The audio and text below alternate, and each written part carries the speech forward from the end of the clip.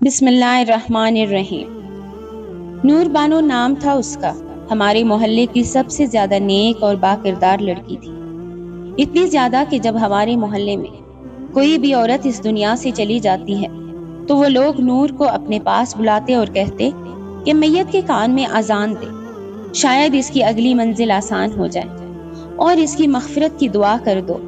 وہ میری بہت اچھی دوست بھی تھی اور کزن بھی، اور ہم لوگ اوپر نیچے کے مکانوں میں رہتے تھے۔ لیکن آج جب وہ خود اس دنیا سے چلی گئی تو اس کے ساتھ کیا ہو رہا تھا یہ دیکھ کر دل خون کے آنسو رو رہا تھا۔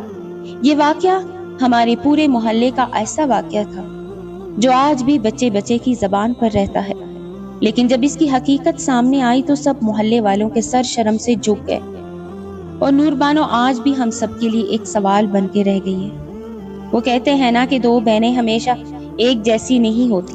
نور بانو کی ایک بہن سلما بانو بھی تھی جو بالکل بھی اس جیسی نہیں تھی، اپنی بہن سے بہت جلدی تھی، اس لیے اپنی خود کی بہن ہونے کے باوجود بھی وہ ہمیشہ مجھے ہی بہن کا درجہ دیتی ہے۔ میرا نام منہا ہے۔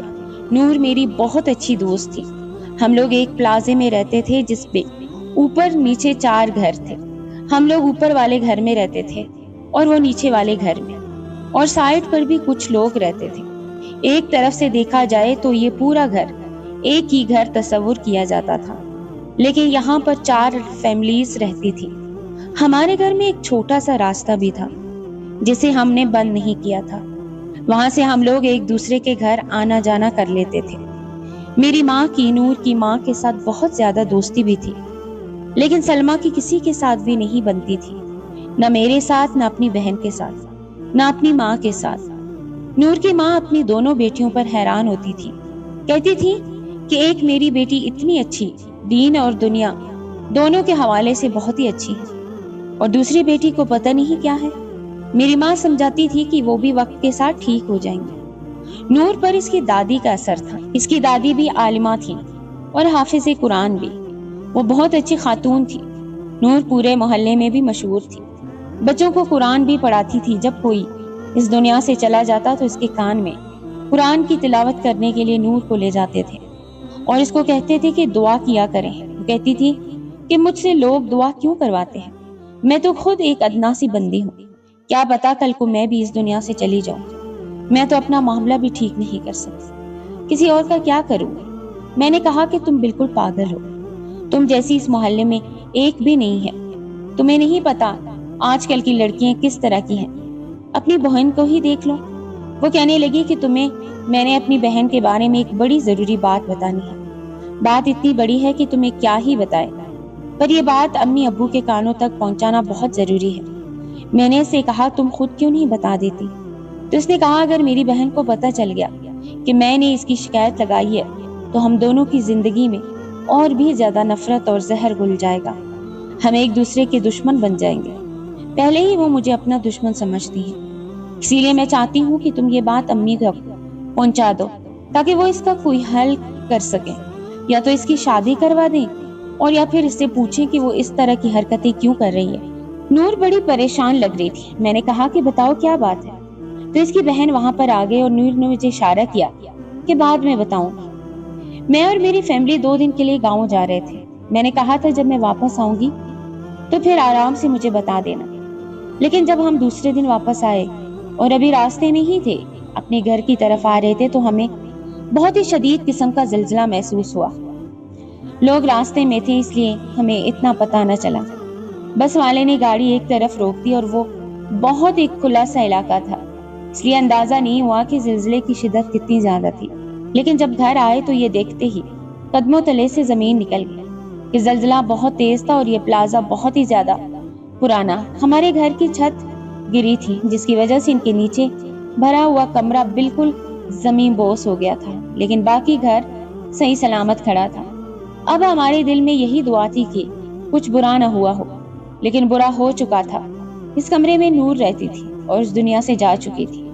اس کی ماں اور باپ کی حالت بہت بری تھی، ان کی جوان بیٹی اس دنیا میں نہیں رہی، اور وہ بھی ایک حادثے کے نتیجے میں اس دنیا سے جانا پڑا۔ یہ کوئی چھوٹی بات نہیں تھی، میرے لیے تو ایسا تھا کہ جیسے میری اپنی بہن ہی آج اس دنیا میں نہ رہی ہے۔ عجیب سی بگدڑ مچ گئی۔ اس کو جلدی جلدی وہاں سے نکال کے اسپتال لے گئے تھے۔ اسپتال لے جاتے ہوئے پھر بھی اس میں کچھ سانسیں باقی تھیں، لیکن اب یہ بات ڈکلیئر ہو گئی تھی کہ وہ اس دنیا سے جا چکی تھی۔ ہم لوگ بہت ہی زیادہ حیران بھی تھے اور پریشان بھی، اور ہمیں پتا تھا کہ حادثہ ہوا ہے اور حادثے میں تو کچھ بھی ہو سکتا ہے۔ نور اس دنیا سے جا چکی تھی، اس کے ماں باپ کی حالت بھی کچھ عجیب سی تھی۔ اس کی ماں بے ہوش ہو گئی اور ایسا لگا جیسے گہری بے ہوشی میں چلی گئی۔ اب وہ اسپتال میں پڑی تھی اور اس کا باپ باقی معاملات سنبھال رہا تھا۔ لوگوں کو ایک گھر میں لے گئے جو ہمارے محلے کا سب سے بڑا گھر تھا، اور وہ لوگ بھی نور کو بہت پسند کرتے تھے۔ ان کا ایک بہت بڑا صحن بھی تھا۔ سوچا کہ وہیں پر آخری رسومات ادا ہو جائیں گی، جیسے کہ غسل دینا، میت کو دفنانے کے لیے تیار کرنا اور پھر وہیں سے جنازے کو لے کے جانا، کیونکہ ان لوگوں کا گھر تو ٹوٹ چکا تھا، لیکن ابھی یہاں پر کیا ہونے والا تھا یہ ہم سب سوچ بھی نہیں سکتے تھے۔ نور کے چہرے کو ڈھانپا گیا تھا۔ اس کی ایک وجہ بتائی جا رہی تھی کہ کہا جا رہا تھا کہ اس نے خود کہا تھا کہ میری میت کو کوئی بھی نہ دیکھے۔ وہ آخری وقت میں بھی پردے میں رہنا چاہتی تھی، وہ شرعی پردہ کرتی تھی۔ ویسے تو اس کا کوئی بھائی نہیں تھا، اس لیے گھر میں تو نارمل طریقے سے ہی رہتی تھی، لیکن باہر نکلتی تو پردے کے لوازمات پورے کرتی، برقع بھی پہنتی، جرابیں بھی اور دستانے بھی، چاہے جتنی بھی گرمی ہو تب بھی، کیونکہ اس کا آنا جانا لگا ہی رہتا تھا۔ ایک تو وہ اس کم عمر جوان لڑکی جو ایک حادثے کے نتیجے میں اس دنیا سے چلی گئی، اور دوسری اتنی مشہور پورے محلے کی سب سے نیک اور پیاری لڑکی، اس لیے ہر کوئی اس کے جنازے میں شامل بھی ہونا چاہتا تھا اور سب عورتیں میت پر آنا چاہتی تھی۔ ان کا گھر آہستہ آہستہ لوگوں سے بھرنے لگا۔ رشتہ داروں کو کوئی فون کر رہا تھا یا نہیں ہمیں نہیں پتا، لیکن بہت سے لوگ آ رہے تھے۔ میں بھی لوگوں کی خاطر میں لگی تھی، کوئی دور سے آتا تو اس کو پانی پلاتے، چائے پلاتے، لیکن اب میت کو غسل دینے کا وقت ہو گیا تھا۔ میت کو غسل دینے کے لیے نور کی خالہ آگے بڑھی اور انہوں نے کہا کہ باقی کوئی بھی نہ آئے گا، یہ بھی نور کی آخری وصیت تھی۔ میں تو اس بات پر حیران ہو رہی تھی کہ جو شخص ایک حادثے کی صورت میں اس دنیا سے گیا ہے، وہ بھی اتنی کم عمری میں، اس کو وصیت کرنے کی مہلت ہی کب ملی؟ کس نے جاتے جاتے ایسی وصیتیں کی، یہ نہ جانے تو کیا جانے۔ خیر، میں تو یہ سوچ رہی تھی کہ میں اسے آخری دفعہ ٹھیک سے مل بھی نہ پائی۔ میں نے تو اسے 2-3 دن پہلے دیکھا تھا۔ میں اپنے رشتہ داروں کے گھر گئی ہوئی تھی اور واپس آئی تو یہ سب کچھ ہو چکا تھا۔ میں اس کی دوست تھی اور بہنوں جیسی تھی، مجھے آگے بڑھنا چاہیے تھا، لیکن سلمہ بھی کہیں دکھائی نہیں دے رہی تھی۔ سب نے پوچھا کہ سلمہ کہاں ہے، تو انہوں نے کہا اس کی جو ماں بے ہوش ہو گئی ہیں تو سلمہ ہسپتال میں ہے، کیونکہ انہوں نے کہا کہ اسپتال میں بھی کسی کا ہونا ضروری ہے۔ یہ بات بھی ٹھیک تھی کہ اس کی ماں کو اسپتال میں اکیلا تو نہیں چھوڑ سکتے تھے۔ پتہ نہیں ان کی حالت کیسی تھی۔ میت چارپائی پر پڑی تھی، جب کفن پہنانے لگے تو اس کی خالہ نے چیخیں مارنی شروع کر دی اور کچھ عورتوں کو اندر بلا لیا۔ میں بھی اندر چلی گئی۔ اس نے کہا یہ دیکھو کیا ہو رہا ہے۔ ہم نے جب سامنے کا منظر دیکھا تو ہم حیران رہ گئے۔ کفن تو پھٹا ہوا تھا۔ ہم نے کہا کہ آج کل کے لوگوں کا کوئی دین ایمان نہیں ہے، پھٹا ہوا کفن دے دیا، کیونکہ اب کفن بھی کون سے سستے رہ گئے ہیں۔ اس نے کہا کہ نہیں، کفن پھٹا ہوا نہیں تھا، ابھی ابھی پھٹ گیا ہے۔ اس کی خالہ ایسی بات بلا وجہ تو نہیں کر سکتی تھی، آخر خالہ بھی ماں کی طرح ہی ہوتی ہے۔ وہ بہت پریشان بھی تھی اور رو بھی رہی تھی۔ اس نے کہا کہ کفن پہنانے لگے تو کفن پھٹ گیا۔ یہ بات ہمیں کچھ عجیب لگی۔ ہم نے کہا کہ نہیں، وہ پہلے ہی پھٹا ہوا ہوگا، یا پھر تم نے ٹھیک سے پکڑا نہیں ہوگا، کپڑا کمزور ہوگا، لیکن کپڑا ٹھیک لگ رہا تھا۔ کفن کا کپڑا کافی بھاری اور موٹا ہوتا ہے۔ خیر، دوسرا کفن منگوا لیا گیا۔ ہم لوگ باہر آ گئے، لیکن تھوڑی دیر کے بعد اس نے چلانے کی آواز آئی۔ وہ پھر سے چیخنے چلانے لگی۔ ہم نے کہا کہ اب کیا ہو گیا، لیکن اس سے پہلے کہ وہ کچھ بتاتی، ہم لوگوں کو پہلے ہی سامنے کا منظر دکھائی دے دیا تھا۔ کفن کو آگ لگ چکی تھی، کفن ایک سائیڈ سے جل چکا تھا اور ایسا جل گیا تھا کہ اب اس کو پہنایا نہیں جا سکتا تھا۔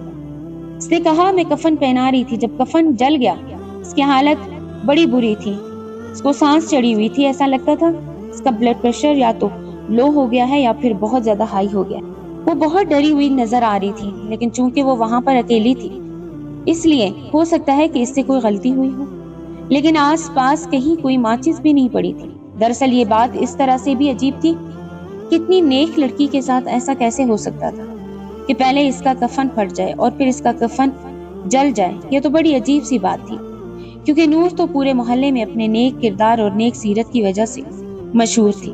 پھر ایسا کیسے ہو سکتا تھا؟ اس کی خالہ کی طبیعت بھی خراب ہو گئی تھی، اتنی خراب ہو گئی کہ اس نے کہا کہ مجھ سے اب یہ سب کچھ نہیں ہوگا۔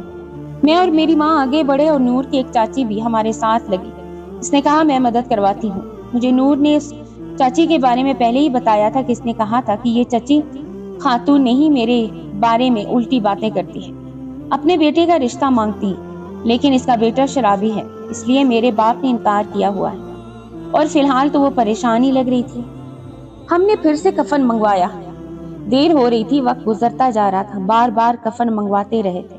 میت کو کفن پہنانے میں کتنا وقت لگتا ہے، لیکن یہاں پر تو وقت گزرتا ہی چلا جا رہا تھا۔ پھر سے کفن منگوایا گیا اور اس دفعہ میں نے جو منظر دیکھا میں حیران رہ گئی۔ میں نے اپنی آنکھوں سے دیکھا کہ کفن پھر سے پھٹ گیا۔ ایک طرف میں نے کپڑا ہٹایا تو وہ بالکل ٹھیک تھا، جب اسے دوسری طرف سے ہاتھ میں پکڑا تو میں حیران رہ گئی، وہ بری طریقے سے پھٹا ہوا تھا۔ ابھی بھی ہمارے ساتھ اس کی چچی کھڑی تھی۔ یہ ہو سکتا تھا یہ سب کچھ اس کی چچی نے کیا ہو، اسے مرنے کے بعد بدنام کرنا چاہتی ہو، لیکن بار بار یہی سب کچھ ہو رہا تھا۔ ہم لوگوں نے صورتیں پڑھنی شروع کر دی، اللہ کا نام لینا شروع کر دیا، اگر کوئی عذاب ہے تو وہ ختم ہو جائے، پر ایسا بھی نہیں ہو رہا تھا۔ معاملہ اب ہاتھوں سے نکلتا جا رہا تھا۔ کوئی نہ کوئی عجیب بات ضرور تھی۔ نور کے ساتھ ایسا کیوں ہو رہا تھا؟ پہلے اس کی ناگہانی موت اور اب یہ طرح طرح کے تماشے جو بہت ہی کم سننے اور دیکھنے میں آتے ہیں۔ کوئی کتنا بھی گنہگار کیوں نہ ہو، اس کے ساتھ اس طرح کے معاملات کم ہی ہوتے ہیں۔ یہ تو بعد کے معاملات ہوتے ہیں، بعد میں پتہ چلتا ہے کہ ان کے ساتھ کیا ہونا ہے اور کیا نہیں۔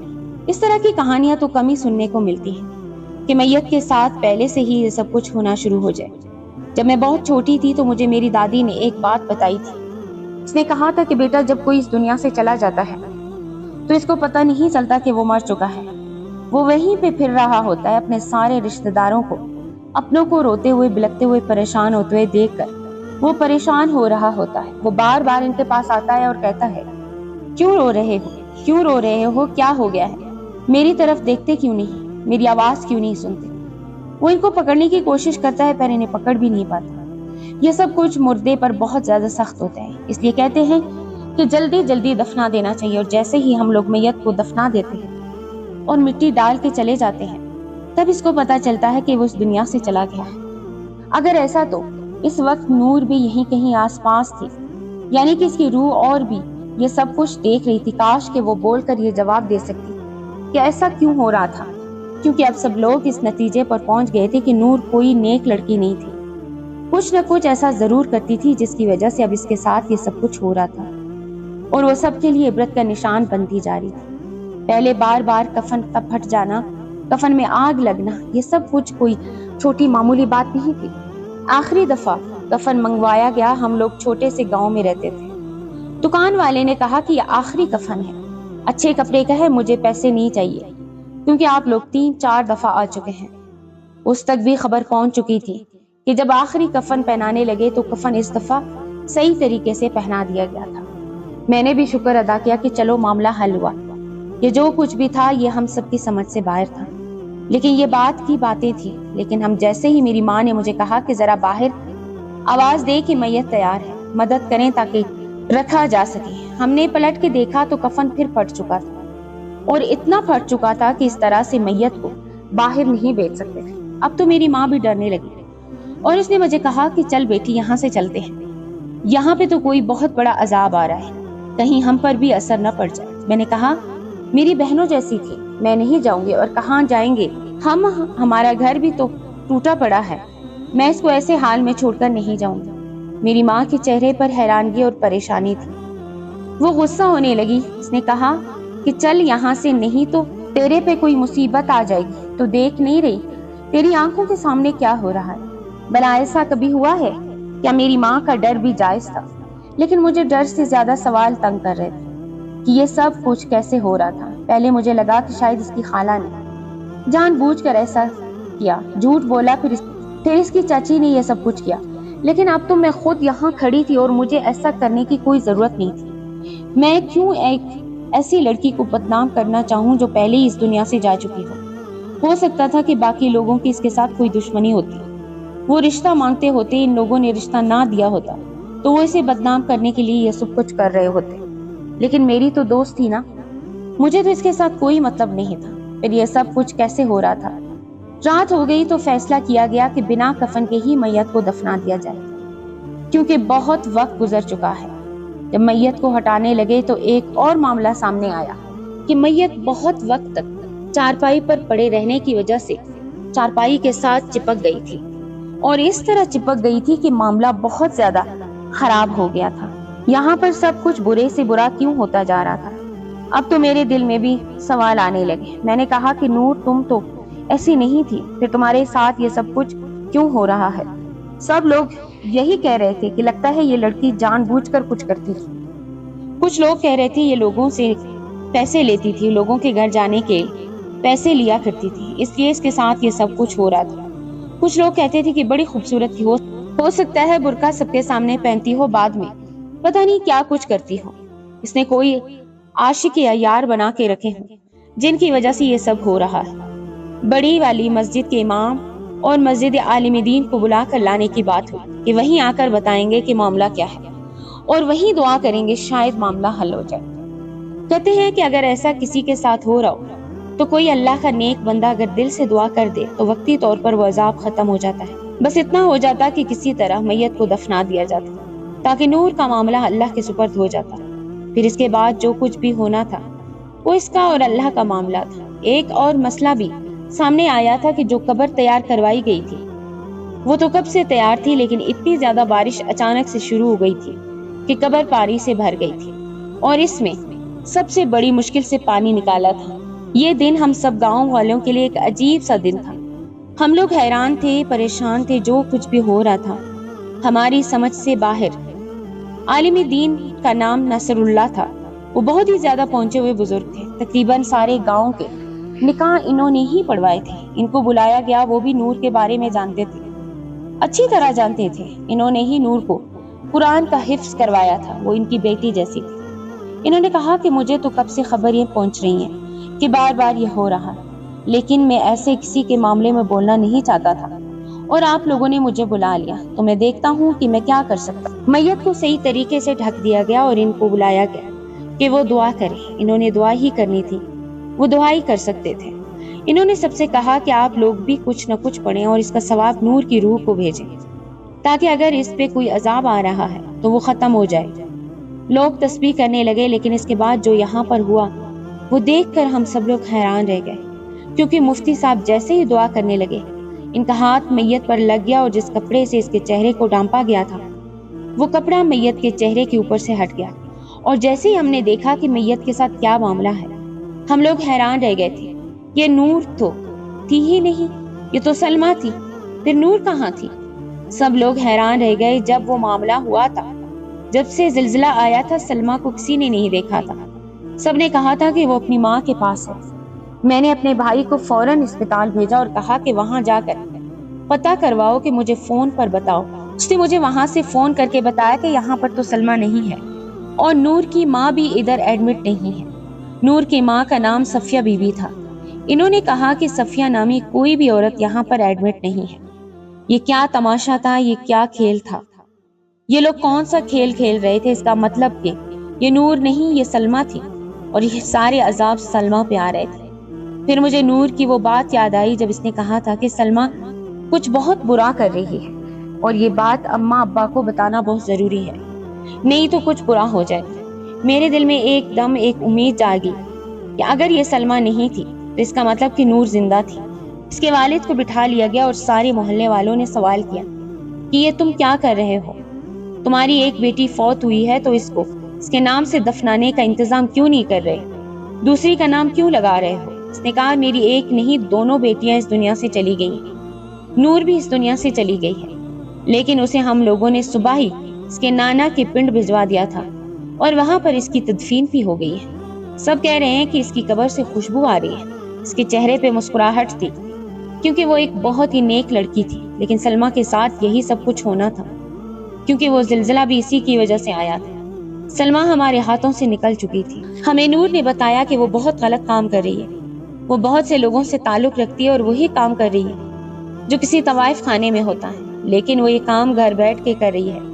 اور اس رات بھی اس نے گھر کسی کو بلایا تھا، ہم لوگ کہیں گئے ہوئے تھے، گھر پہ صرف نور تھی، اس نے کسی آدمی کو گھر بلا لیا اور دروازہ بند کر دیا۔ नूर दरवाजे के बाहर खड़ी रही, दरवाजा बजाती रही कि नहीं करो, इस घर को तवाइफ खाना मत बनाओ, बाज आ जाओ, ये कैसी हरकतें कर रही हो। लेकिन वो न मानी, यहाँ तक कि सुबह होने वाली हो गई और सुबह सुबह इतना तेज जलजला आया कि वो तीनों इस दुनिया से चले गए। लड़के के माँ बाप इसे उठा के ले गए और हम लोगों ने जब सलमा की मैयत को देखा तो हम समझ गए कि इसके साथ यही होने वाला है, क्योंकि उस वक्त ही इसका अजाब शुरू हो गया था। इसके चेहरा अजीब सा हो गया था, इसलिए हमने चेहरे को छुपा दिया और अपनी इज्जत बचाने की खातिर ये झूठ बोला कि ये सलमा नहीं नूर है। और नूर को तो हमने पहले ही उधर भिजवा दिया। हम पे बहुत बड़ी मुसीबत आई है और ये मुसीबत हमारी बेटी की वजह से आई है। हम तो बहुत परेशान थे, बस जो हमें समझ आ रहा था हमने कर दिया। आलिम दीन नसरुल्लाह साहब ने कहा कि आपने बिल्कुल भी अच्छा नहीं किया, अपनी एक बेटी की इज्जत बचाने के लिए दूसरी नेक बेटी की इज्जत को खराब किया, और वो भी तब जब वो इस दुनिया से जा चुकी है। आप अपनी बेटियों को क्या समझते थे? एक बेटी के लिए दूसरी को बदनाम कर रहे थे। फिर इसकी नेक नियति का क्या फायदा कि वो पूरे मोहल्ले में फिर भी बदनाम हो गई। सब लोगों तक ये बात पहुंचा दी गई, जबकि इसका बाप कह रहा था कि किसी को ये बात न बताओ।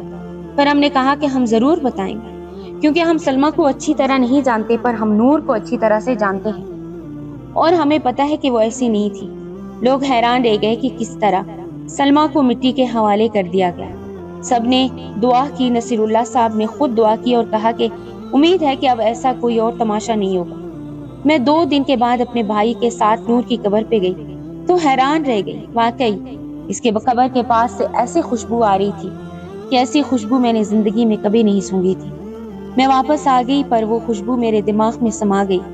कभी कभी वहां जाती हूँ और अभी भी वहां से खुशबू आ रही होती है।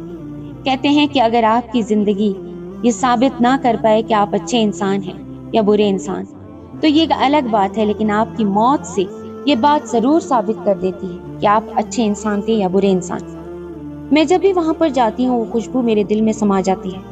मैं इस खुशबू को कहीं से भी पहचान सकती हूँ। बहुत ही दिल फरेब खुशबू है। अपनी दोस्त के लिए दुआ करती हूँ। वो शायद यही बताना चाहती थी कि इसकी बहन बहुत गलत रास्ते पे है, लेकिन इससे पहले ही सब कुछ हो गया।